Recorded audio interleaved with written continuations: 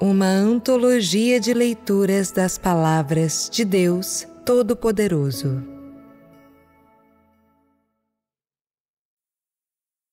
A obra de Deus, o caráter de Deus e o próprio Deus. 2.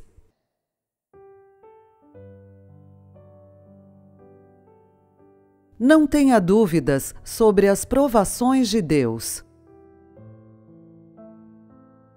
Depois de receber o testemunho de Jó após o fim de suas provações, Deus determinou que ele ganharia um grupo, ou mais de um grupo, de pessoas como Jó, mas determinou nunca mais permitir que Satanás atacasse ou abusasse de qualquer outra pessoa usando os meios pelo qual tentara, atacara e abusara de Jó, apostando com Deus.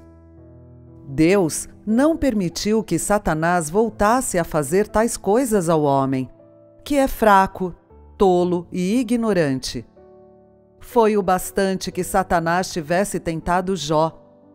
Não permitir que Satanás abuse das pessoas de qualquer maneira que quiser é a misericórdia de Deus. Para Deus, foi o bastante que Jó tivesse sofrido a tentação e o abuso de Satanás.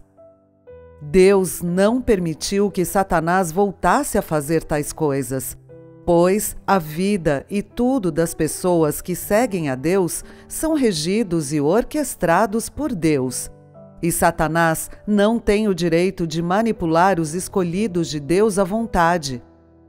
Vocês devem estar claros sobre esse ponto. Deus se importa com a fraqueza do homem e entende sua tolice e ignorância. Embora, para que o homem pudesse ser completamente salvo, Deus tivesse que entregá-lo a Satanás, Deus não está disposto a ver o homem como um brinquedo de Satanás e abusado por Satanás, e ele não quer ver o homem sempre sofrendo. O homem foi criado por Deus e é perfeitamente justificado que Deus governe e arranje tudo do homem. Essa é a responsabilidade de Deus e a autoridade pela qual Deus governa todas as coisas. Deus não permite que Satanás abuse e maltrate o homem à vontade. Ele não permite que Satanás empregue vários meios para desviar o homem. E, além disso, ele não permite que Satanás intervenha na soberania de Deus sobre o homem. Nem permite que Satanás atropele e destrua as leis pelas quais Deus governa todas as coisas, para não falar da grande obra de Deus de gerenciar e salvar a humanidade. Aqueles que Deus deseja salvar e aqueles que são capazes de testemunhar de Deus são o núcleo e a cristalização da obra do plano de gerenciamento de 6.000 anos de Deus, bem como o preço de seus esforços em seus 6.000 anos de obra. Como Deus poderia casualmente dar essas pessoas a Satanás?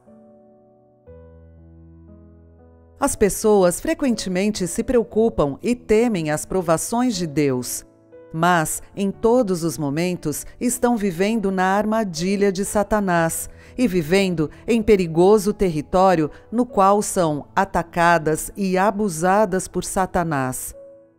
Ainda assim, não conhecem o medo e estão tranquilas. O que está acontecendo?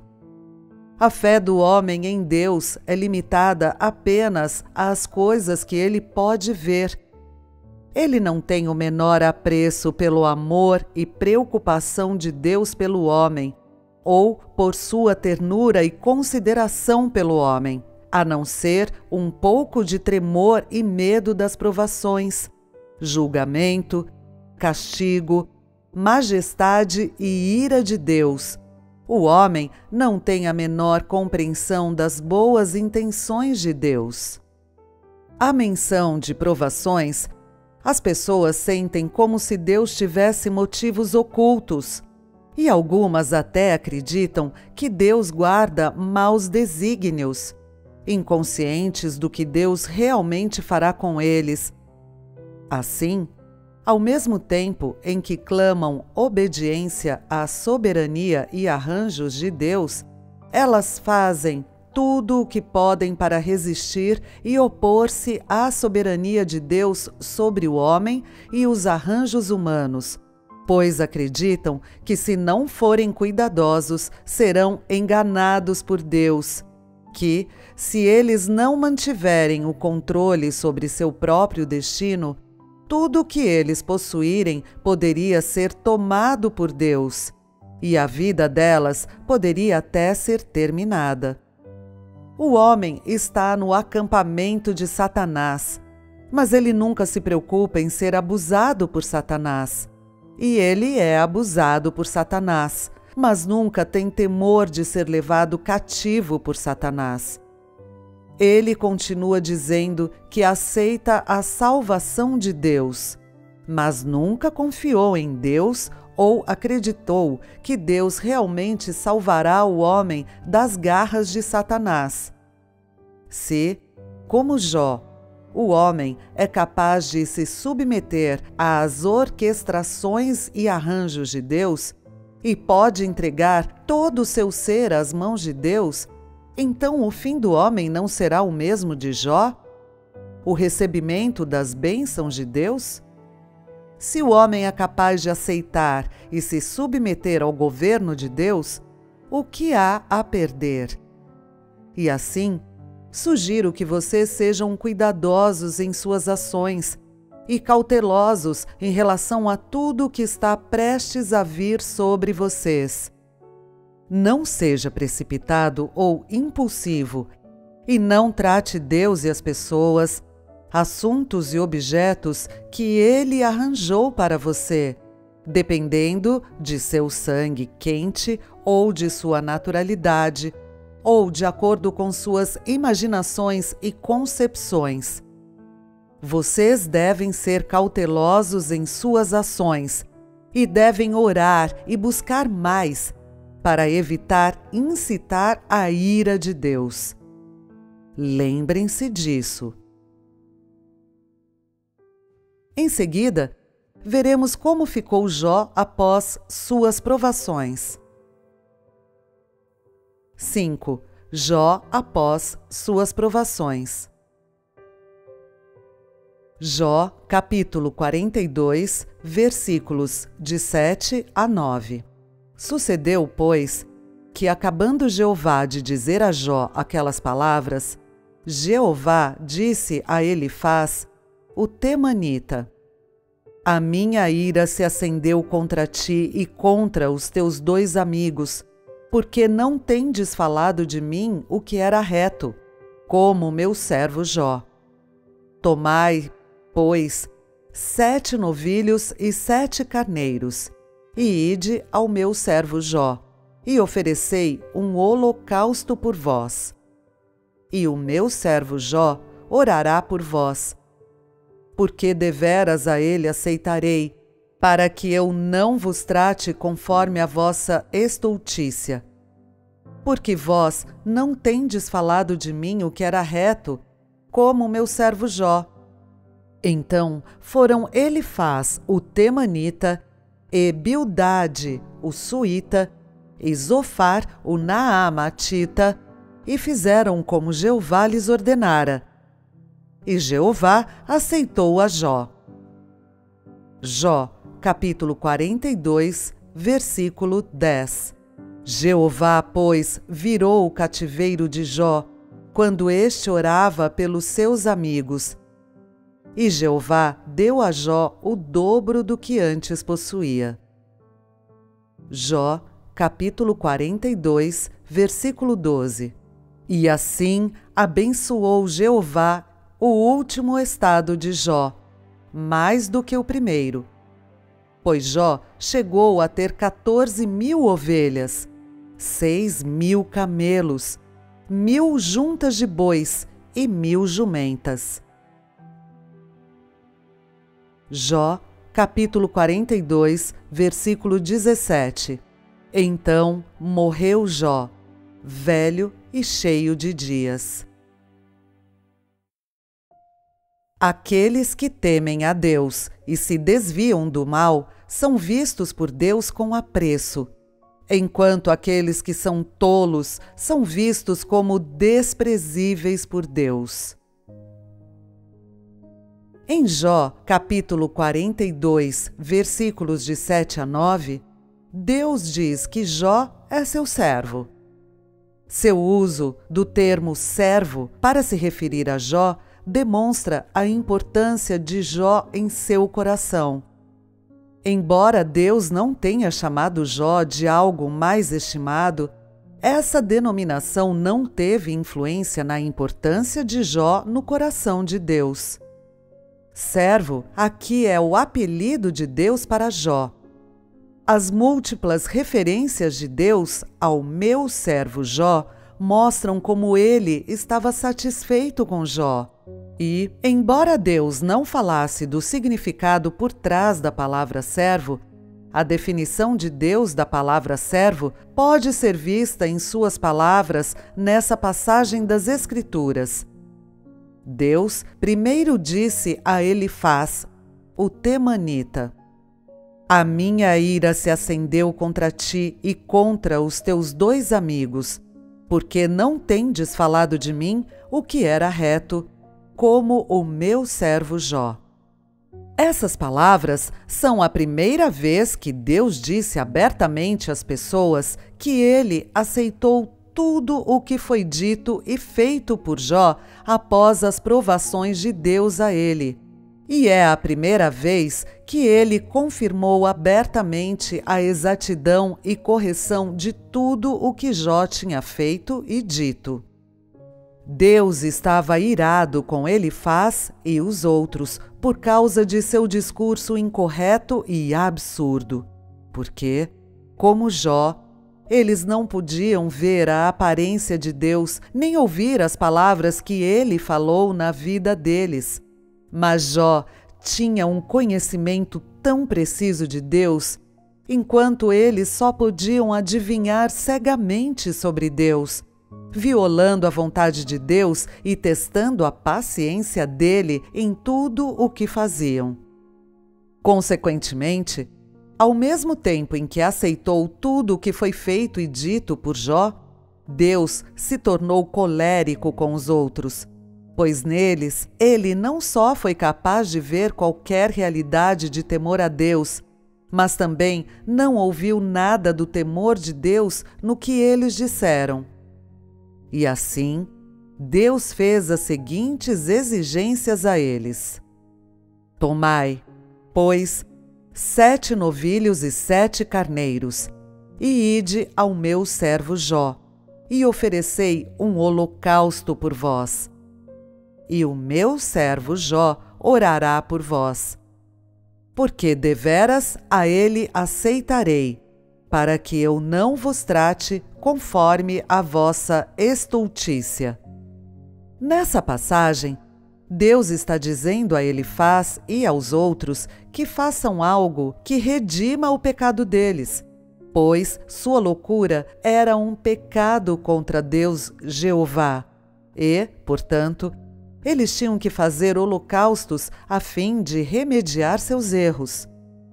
Ofertas queimadas são frequentemente oferecidas a Deus, mas o que é incomum sobre essas ofertas queimadas é que elas foram oferecidas a Jó. Jó foi aceito por Deus porque deu testemunho de Deus durante suas provações. Esses amigos de Jó, entretanto, foram revelados durante o tempo de suas provações. Por causa de sua loucura, eles foram condenados por Deus e incitaram a ira de Deus, e deveriam ser punidos por Deus. Punidos por fazerem ofertas queimadas diante de Jó. Após o que Jó orou por eles para dissipar o castigo e a ira de Deus para com eles.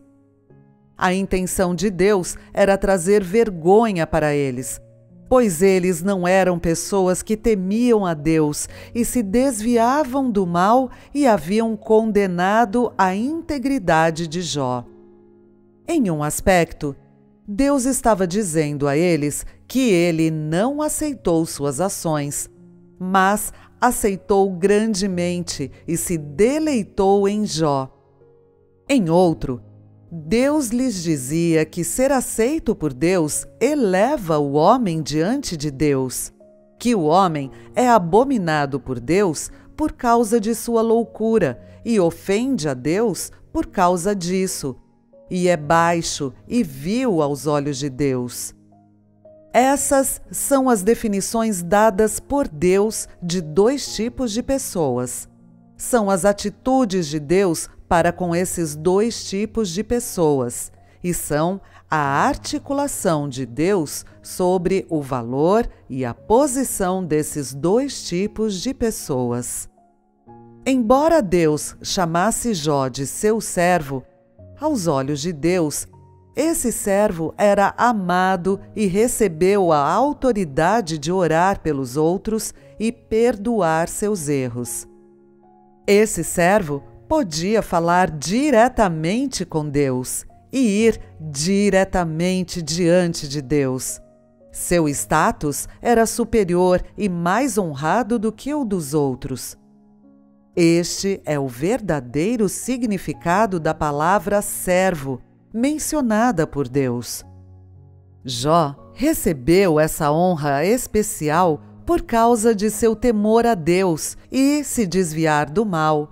E a razão pela qual outros não foram chamados servos por Deus é porque eles não temiam a Deus e se desviavam do mal.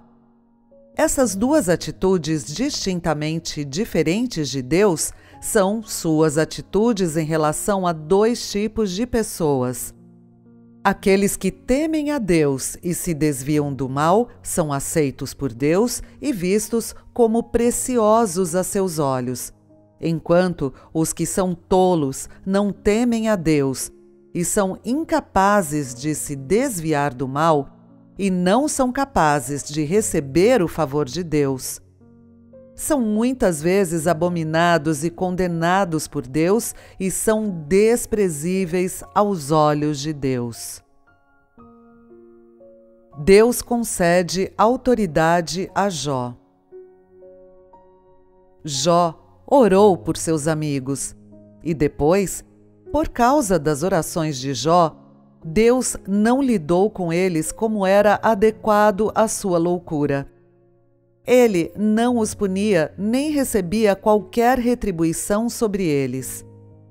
E por que isso? Porque as orações por eles do servo de Deus, Jó, chegaram aos seus ouvidos. Deus os perdoou porque aceitou as orações de Jó. E o que vemos nisso? Quando Deus abençoa alguém, Ele dá a eles muitas recompensas, e não apenas materiais. Deus também lhes dá autoridade e lhes dá o direito de orar pelos outros. E Deus esquece e negligencia as transgressões dessas pessoas porque ouve essas orações. Essa é a autoridade que Deus deu a Jó. Por meio das orações de Jó para deter sua condenação, Deus, Jeová, envergonhou aquelas pessoas tolas, o que naturalmente foi seu castigo especial para Elifaz e os outros. Jó é mais uma vez abençoado por Deus e nunca mais é acusado por Satanás. Entre as declarações de Deus Jeová estão as palavras: "Por que não tendes falado de mim o que era reto, como meu servo Jó?" O que foi que Jó havia dito? Foi sobre o que falamos anteriormente, assim como as muitas páginas de palavras do livro de Jó que Jó registrou como tendo falado. Em todas essas muitas páginas de palavras, Jó nunca mais teve reclamações ou dúvidas sobre Deus. Ele simplesmente aguarda o resultado.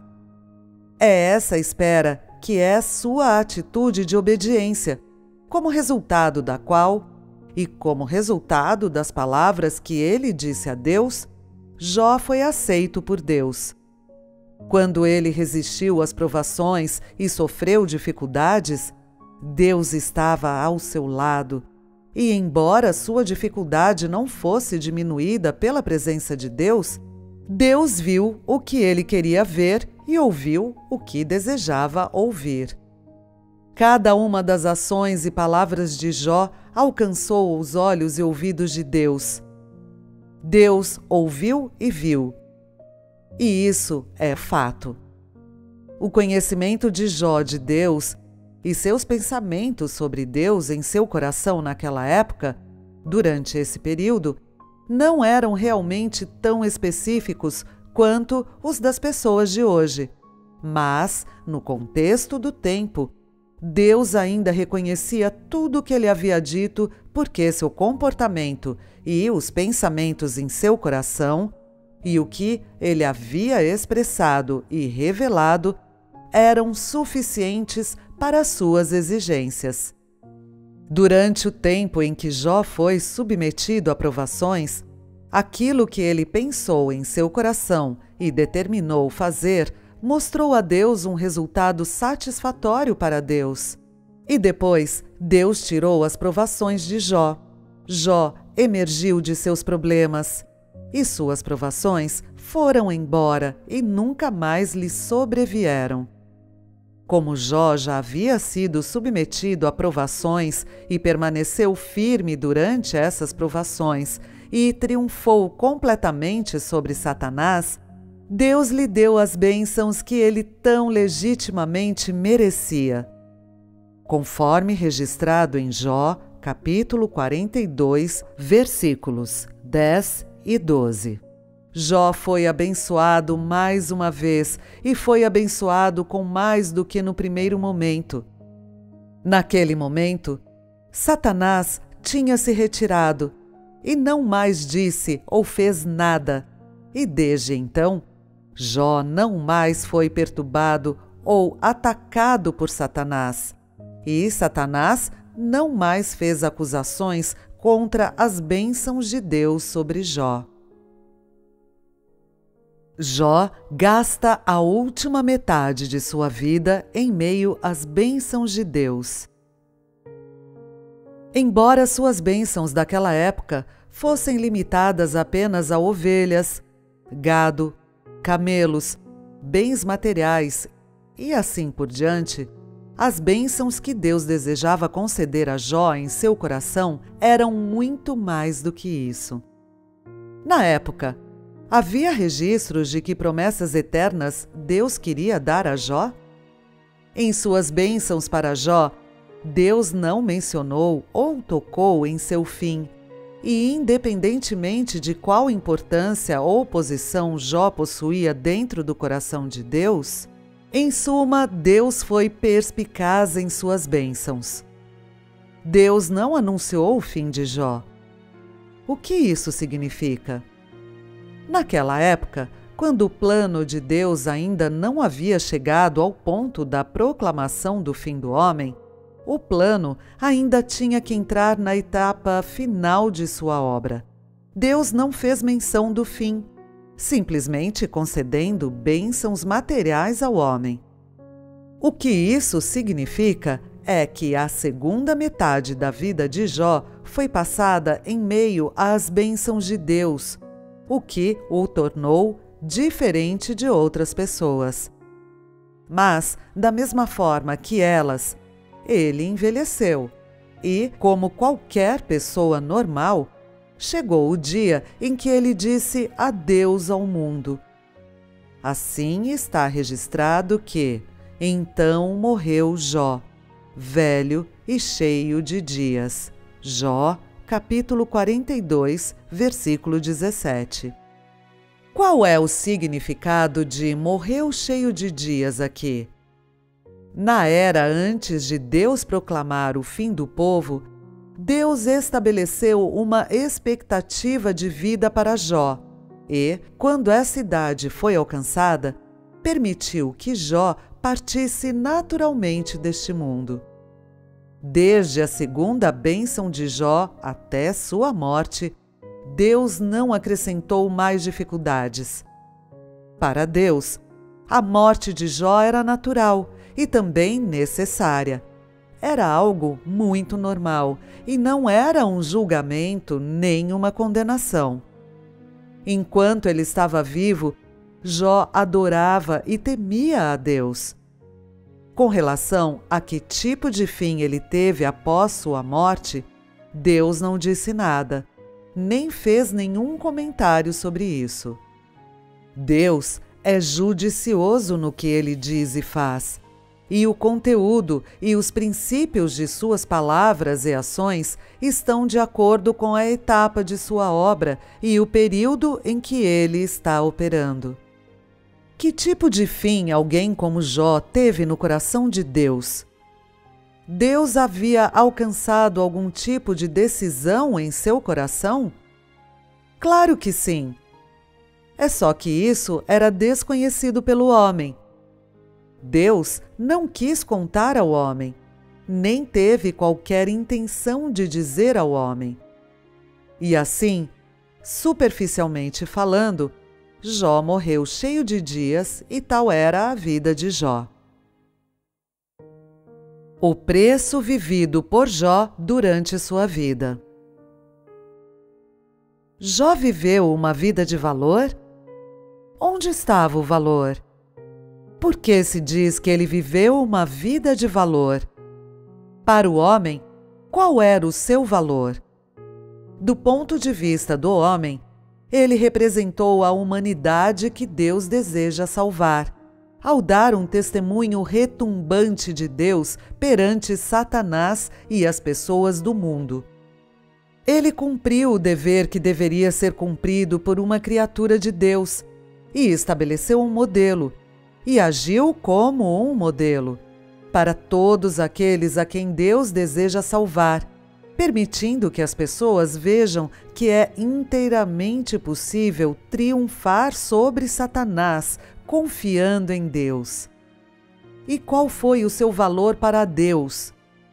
Para Deus, o valor da vida de Jó está em sua capacidade de temer a Deus, adorar a Deus, testificar as obras de Deus e louvar as obras de Deus, trazendo conforto a Deus e algo para desfrutar. Para Deus, o valor da vida de Jó era também em como, antes de sua morte, Jó experimentou provações e triunfou sobre Satanás, e deu um testemunho retumbante de Deus perante Satanás e as pessoas do mundo, glorificando a Deus entre os homens, consolando o coração de Deus, permitindo que o coração ansioso de Deus contemplasse um resultado e visse esperança. Seu testemunho estabeleceu um precedente para a capacidade de se manter firme no testemunho que se dá de Deus e para ser capaz de envergonhar Satanás em nome de Deus, na obra de Deus de gerenciar a humanidade. Não é esse o valor da vida de Jó? Jó trouxe conforto ao coração de Deus.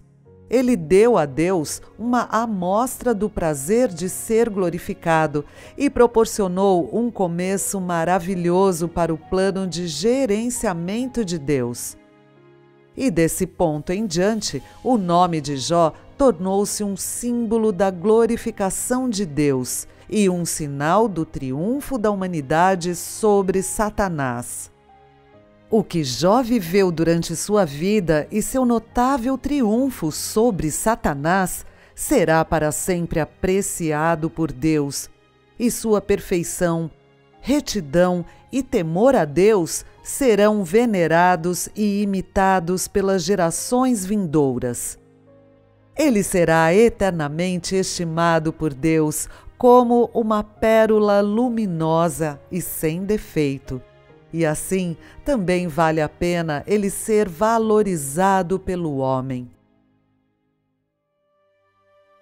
Em seguida, vamos considerar a obra de Deus durante a Era da Lei. D. O regulamento da Era da Lei. Os 10 mandamentos. Os princípios para construir altares. Regulamento para o tratamento dos servos. Regulamentos para roubo e compensação.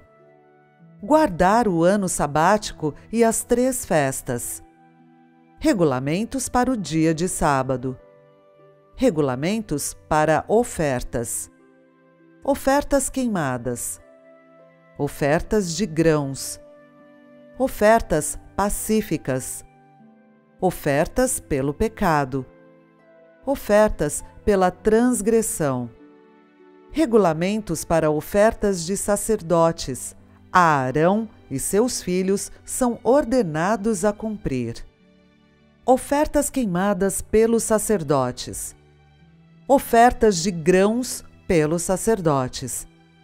Ofertas pelo pecado pelos sacerdotes. Ofertas pela transgressão pelos sacerdotes. Ofertas pela paz pelos sacerdotes. Regulamentos para o consumo de oferendas pelos sacerdotes. Animais limpos e imundos, aqueles que podem e não podem ser comidos. Regulamentos para a purificação das mulheres após o parto. Padrões para o exame da lepra. Regulamentos para aqueles que foram curados da lepra. Regulamentos para limpeza de casas infectadas. Regulamentos para aqueles que sofrem de secreções anormais.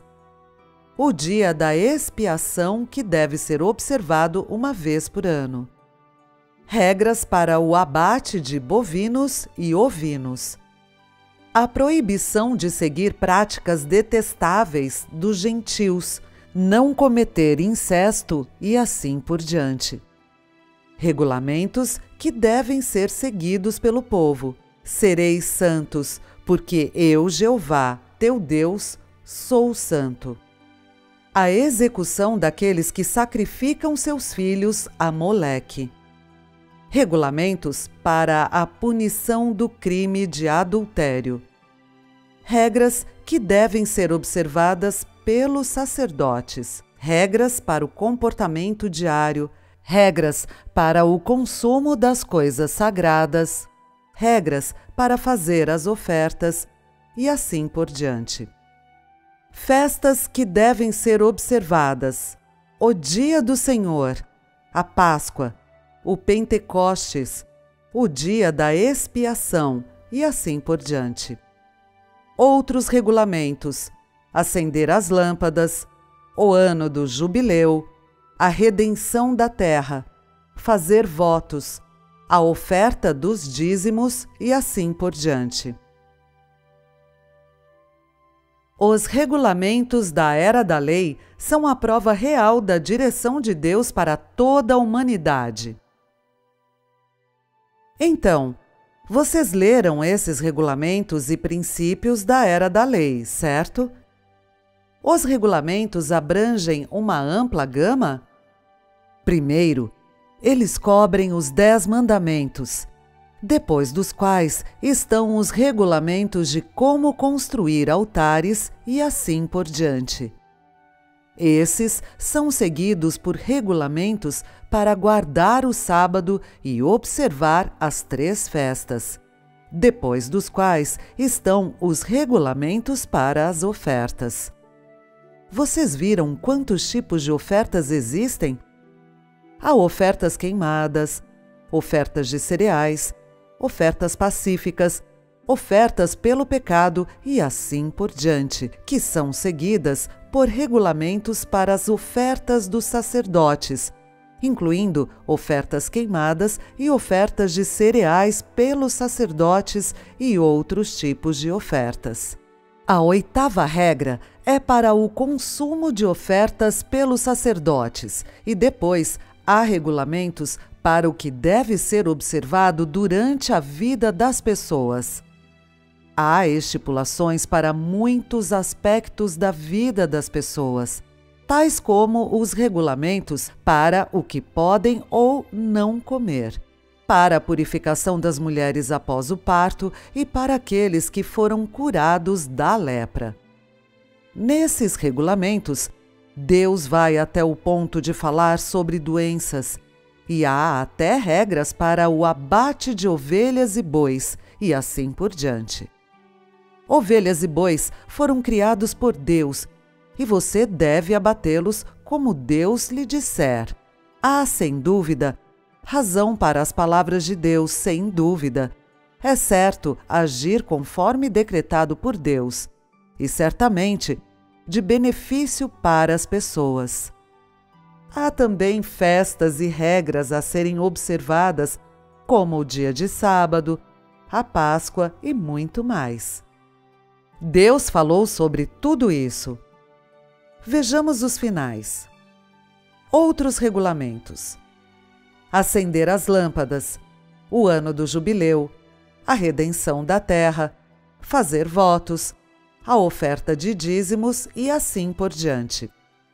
Esses abrangem uma ampla gama? A primeira coisa a ser falada é a questão das ofertas das pessoas. Então, há regulamentos para o roubo e compensação, e a observação do dia de sábado. Cada um dos detalhes da vida está envolvido.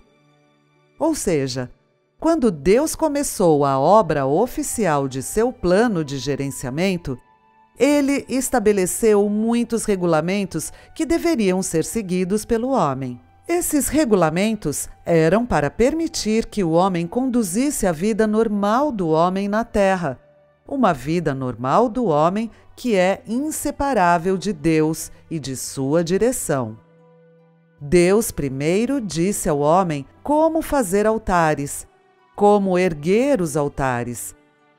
Depois disso, Ele disse ao homem como fazer ofertas e estabeleceu como o homem deveria viver, a que ele deveria prestar atenção na vida, ao que ele deveria obedecer, o que ele deveria e não deveria fazer. O que Deus estabeleceu para o homem foi todo abrangente, e com esses costumes, regulamentos e princípios, ele padronizou o comportamento das pessoas, guiou suas vidas, guiou sua inicialização às leis de Deus, guiou-as para ir diante do altar de Deus, guiou-as a ter uma vida entre todas as coisas que Deus fez para o homem, que era possuidor de ordem, regularidade e moderação. Deus primeiro usou esses regulamentos e princípios simples para estabelecer limites para o homem, de modo que na terra o homem tivesse uma vida normal de adorar a Deus, tivesse a vida normal do homem. Tal é o conteúdo específico do início de seu plano de gerenciamento de 6.000 anos. Os regulamentos e regras cobrem um conteúdo muito amplo. São os detalhes da orientação de Deus para a humanidade durante a Era da Lei. Eles tiveram que ser aceitos e honrados pelas pessoas que vieram antes da Era da Lei. São um registro da obra feita por Deus durante a Era da Lei e são uma prova real da liderança e orientação de Deus para toda a humanidade. A humanidade é sempre inseparável dos ensinamentos e provisões de Deus. Nesses regulamentos, vemos que a atitude de Deus para com a sua obra, para com o seu gerenciamento e para com a humanidade é séria, conscienciosa, rigorosa e responsável. Ele faz a obra que deve fazer entre os homens de acordo com suas etapas, sem a menor discrepância, falando as palavras que ele deve falar à humanidade sem o menor erro ou omissão, permitindo ao homem ver que ele é inseparável da liderança de Deus e mostrando-lhe quão importante tudo o que Deus faz e diz é para a humanidade.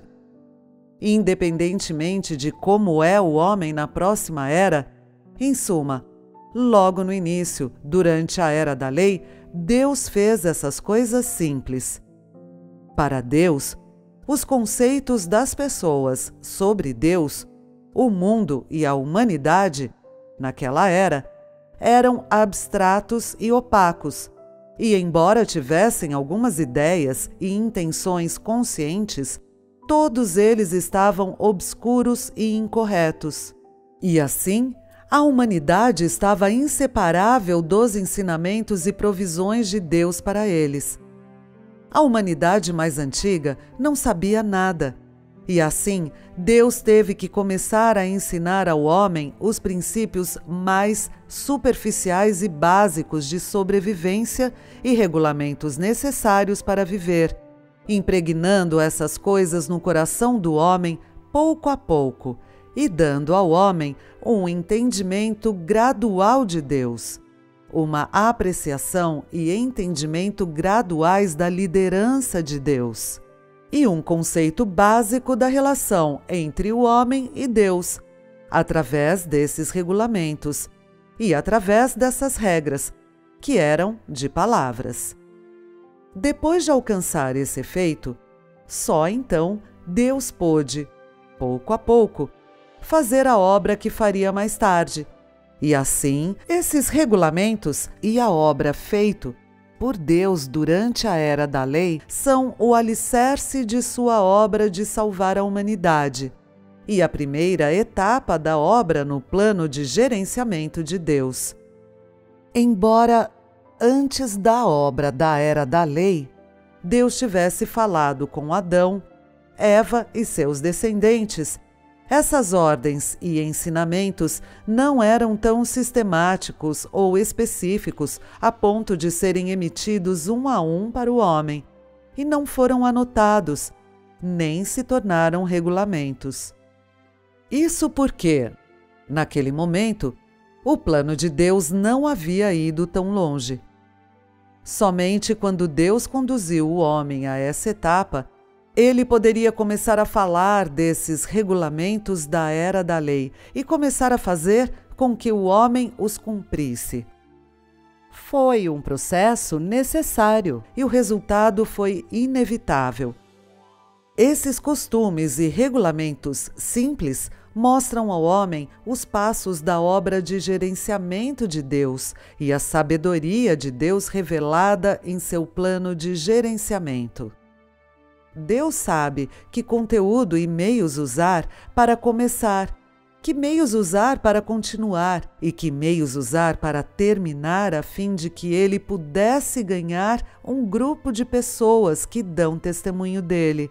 Poderia ganhar um grupo de pessoas que são da mesma mente que ele.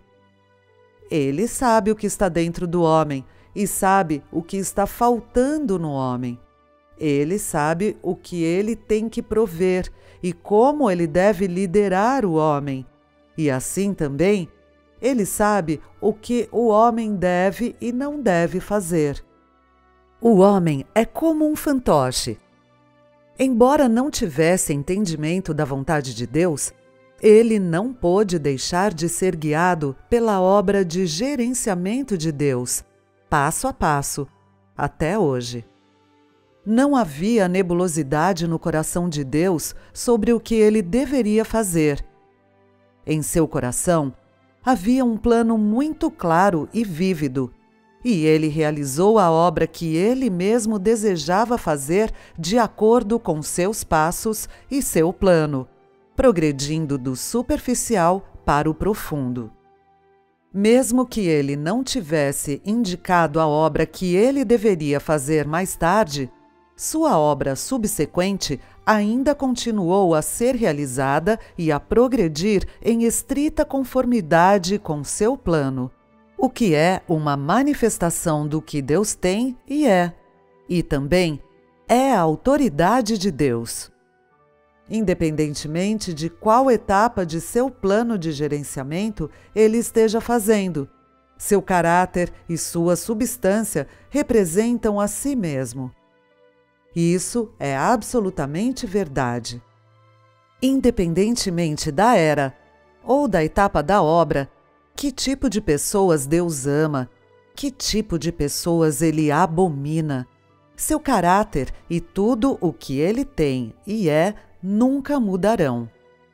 Mesmo que esses regulamentos e princípios que Deus estabeleceu durante a obra da Era da Lei pareçam muito simples e superficiais para as pessoas hoje em dia, mesmo que sejam fáceis de compreender e alcançar, neles ainda há a sabedoria de Deus e há ainda o caráter de Deus e o que ele tem e é.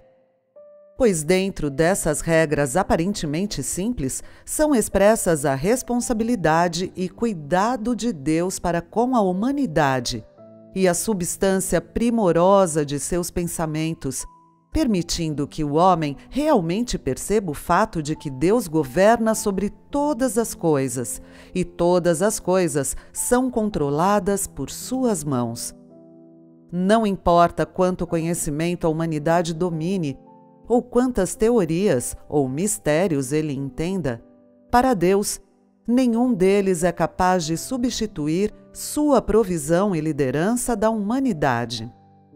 A humanidade será para sempre inseparável da orientação de Deus e da obra pessoal de Deus.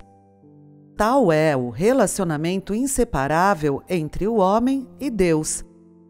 Independentemente de Deus lhe dar um mandamento, ou regulamento, ou oferecer a verdade para que você compreenda a sua vontade, não importa o que ele faça, o objetivo de Deus é guiar o homem para um belo amanhã.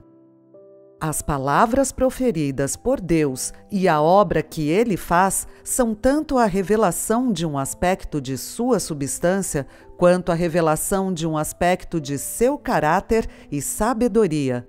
Constituem um passo indispensável de seu plano de gerenciamento. Isso não deve ser ignorado. A vontade de Deus está em tudo que ele faz. Deus não tem temor a observações equivocadas, nem tem temor a nenhuma das concepções ou pensamentos do homem sobre ele. Ele simplesmente faz a sua obra e continua o seu gerenciamento, de acordo com o seu plano de gerenciamento, sem restrições de qualquer pessoa, matéria ou objeto. Ok. Isso é tudo por hoje. Até a próxima!